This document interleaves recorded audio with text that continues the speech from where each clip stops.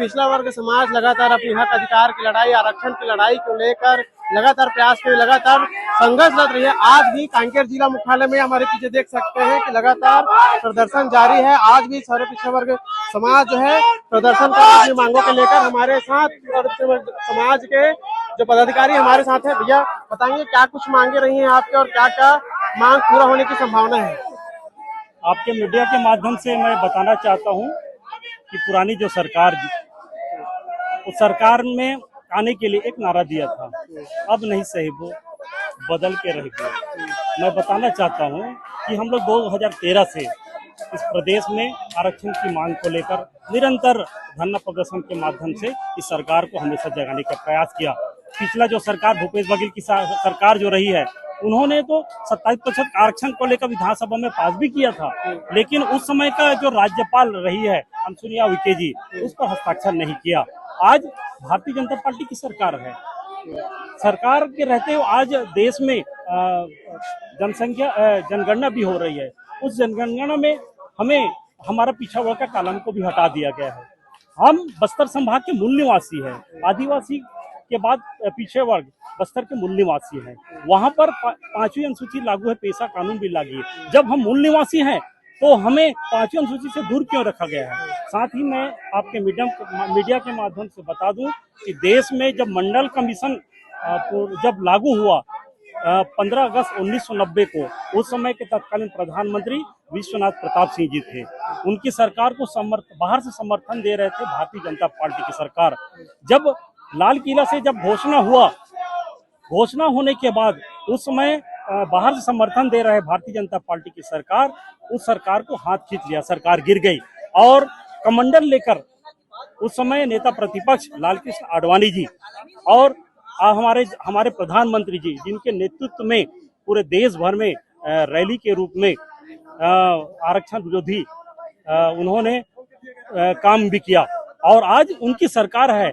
अगर देश के प्रधानमंत्री अगर पीछे वर्ग का व्यक्ति है, तो मैं इस निवेदन करना चाहता हूं इस आपके मीडिया के माध्यम से, जितना जल्दी हो सके आपके जो सरकार है, विष्णुदेव सरकार जी को निर्देश करें कि हमें 27% की मांग तत्काल लागू करें। अगर आज जैसे भी प्रदर्शन हुआ है, मांगे पूरी नहीं होती, तो ऐसे में समाज क्या करेगा?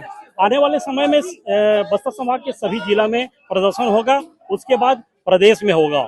इसके बावजूद भी अगर राज्य की सरकार नहीं सुनेगी, तो आने वाले समय में हम ऐसा निर्णय लेंगे तो सरकार को सोचना पड़ेगा। वो निर्णय ये है कि आने वाले समय में हम भारतीय जनता पार्टी के जितने भी विधायक और सांसद को किसी गांव में घुसने नहीं देंगे। देखिए और भी लोग हैं, अगर इधर देखेंगे कि अभी भी जो है प्रदर्शन होने के बाद कई लोग चले गए हैं, लेकिन अभी भी देखिए अभी प्रदर्शन जारी है, लोग बैठे हैं, उन्हें उठाने का प्रयास की जा रही है। और इधर देखेंगे तो पुलिस प्रशासन भी काफी मुस्तैदी से यहाँ लगी हुई है। और इधर देखिए बैरिकेड वगैरह भी लगा है, रस्सी भी खींची जा रही है, लेकिन फिर भी कुछ लोग अभी भी प्रदर्शन जारी रखे हैं, बैठे हैं। और भी कुछ लोग होंगे, हम इनसे बात करते हैं। कुछ करोगे?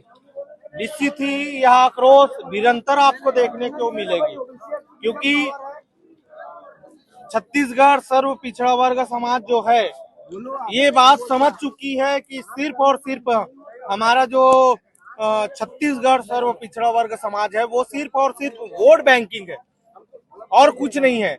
सरकार से यही मांग है निरंतर, वो चाहे बीजेपी की सरकार हो चाहे वो कांग्रेस की सरकार हो, हमारे जो हक है वो हमको मिले, यही हम सरकार से मांग करते हैं। और निश्चित ही अभी तो ये शांतिपूर्ण ढंग से आज की जो रैली है छत्तीसगढ़ सर्व पिछड़ा वर्ग समाज की है, वो शांतिपूर्ण ढंग से निपट रही है। यदि जरूरत पड़े कि हमारा छत्तीसगढ़ सर्व पिछड़ा वर्ग समाज उग्र आंदोलन करने के लिए बाध्य होगी, इसकी जिम्मेदारी शासन और प्रशासन रहेगी, क्योंकि बहुत हो गया ज्ञापन और आवेदन में। आप 2013 से जो है मांग कर रहे हैं, अभी तक मांग पूरी नहीं हुई, और कितना निवेदन करोगे?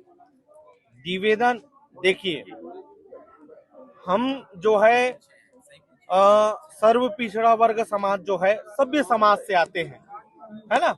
निवेदन आवेदन हमारा काम है। यदि निवेदन आवेदन में यदि कुछ काम नहीं हुआ, तो हम आक्रोशित होने में हमें क्षण नहीं लगेगा।